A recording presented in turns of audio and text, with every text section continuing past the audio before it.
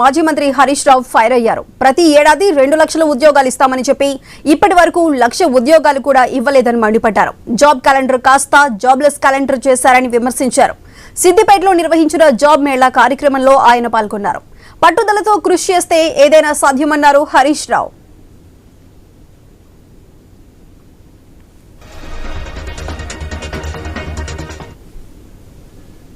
ఏం చెప్పింది? Job calendar అని చెప్పింది.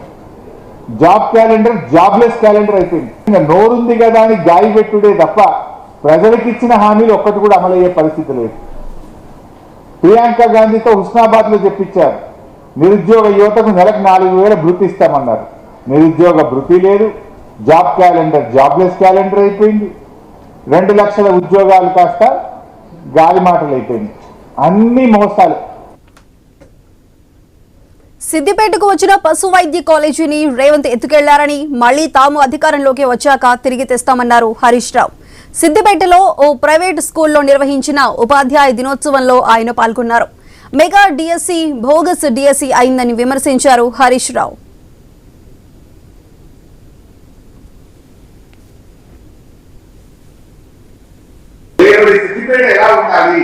రేపటి తెలంగాణ రాష్ట్రాన్ని ఎలా ఉండాలి, రేపటి దేశ భవిష్యత్తు తరగతి గదుల్లోనే నిర్ణయించబడుతుంది అనేటువంటిది మీ చేతుల్లో ఉంది.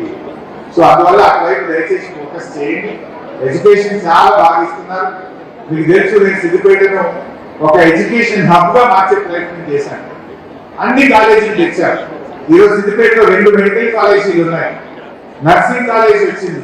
అదేవిధంగా like technician, lab technician, BPT courses అని అన్ని రకాల టెక్నీషియన్ కోర్సులు సిద్దిపేటలో పెట్టాం. నర్సింగ్ కాలేజ్ పెట్టాం, బీఫార్మసీ కాలేజ్ పెట్టాం, మెడికల్ కాలేజ్ పెట్టాం, పీజీ మెడికల్ కూడా తెచ్చాం.